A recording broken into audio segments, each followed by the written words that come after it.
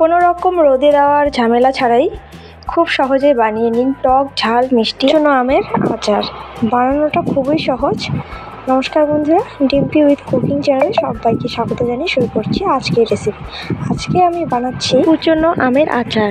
তো ভিডিওটি পুরো দেখার জন্য অনুরোধ রইল, আশা করছি ভালো লাগবে। এখানে আমি কয়েকটা আম নিয়েছি এরকম সাইজের, তো ধুয়ে নিয়েছি। এরপরে আমি একটা বটিতে করে এভাবে ছুলে নেব। তো সব আম এভাবে ছুলে নেব।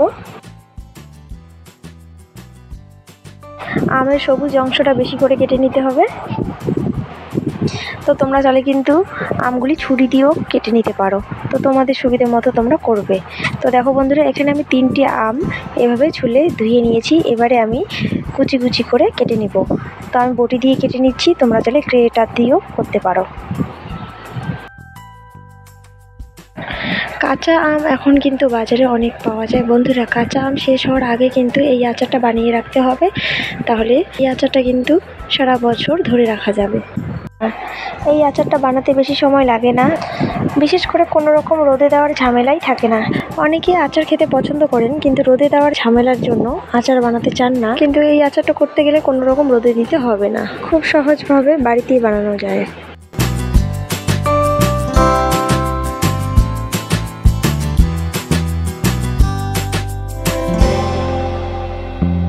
বাড়িতে থাকা মাত্র কয়েকটা উপকরণ দিয়ে বানাবো এই আচারটা, খুব সহজভাবে ও খুব তাড়াতাড়ি।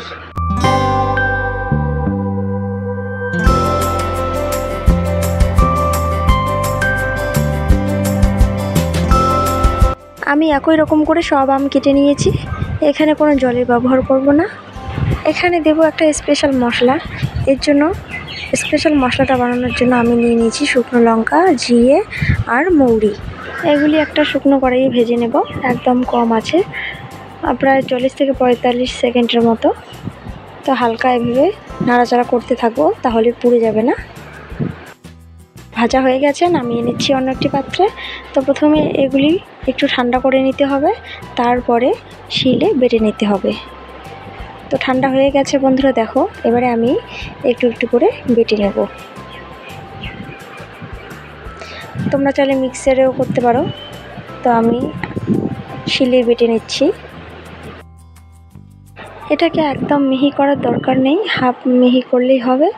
দেখো দেখিয়ে দিচ্ছি কেমন করতে হবে। তো বন্ধুরা, মসৃণটা এমনই হবে, ঠিক এরকম হবে।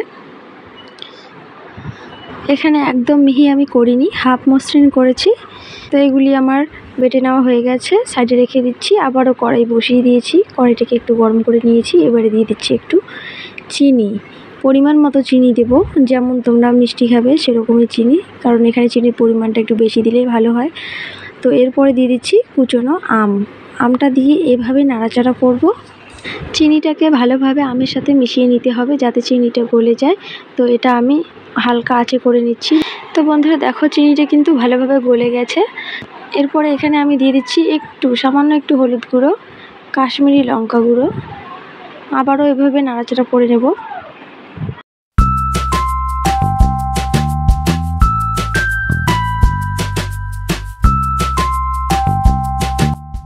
এরপরে দিয়ে দিচ্ছি স্বাদ মতো লবণ। অনবরত নেড়ে দিতে হবে, আর তা না হলে নিচে ধরে যাবে আর কালারটাও নষ্ট হয়ে যাবে। তো বন্ধুরা দেখো, এরপরে আমি দিয়ে দিচ্ছি ভাজা মশলা, যে মশলাটা আমি আগে গুঁড়ো করে রেখেছি সেই মশলাটা দিয়ে দিয়েছি। এই মশলাটা দেওয়ার পর কিন্তু আমের আচারটার টেস্টটা আরও দ্বিগুণ হয়। বন্ধুরা, বাড়িতে যখন তোমরা এইভাবে রেসিপিটা বানাবে তখন কিন্তু অবশ্যই এই ভাজা মশলার গুঁড়োটা দিয়ে দেবে, দেখবে এর স্বাদ আরও দ্বিগুণ বেড়ে যাবে। তো বন্ধুরা দেখো, এখন অনেকটাই কমে এসেছে। এরপরে আমি নামিয়ে নিচ্ছি অন্য একটি পাত্রে।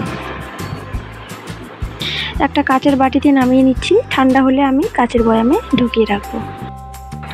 তো বন্ধুরা, তোমরাও একবার এইভাবে বানিয়ে সারা বছর সংরক্ষণ করো, আশা করছি ভালো লাগবে। কোনো রকম রোদের ঝামেলা ছাড়াই এই আচারটা সারা বছর সংরক্ষণ করতে পারবে। দেখতে যতটাই সুন্দর হয়েছে ঠিক ততটাই লোভনীয় হয়েছে।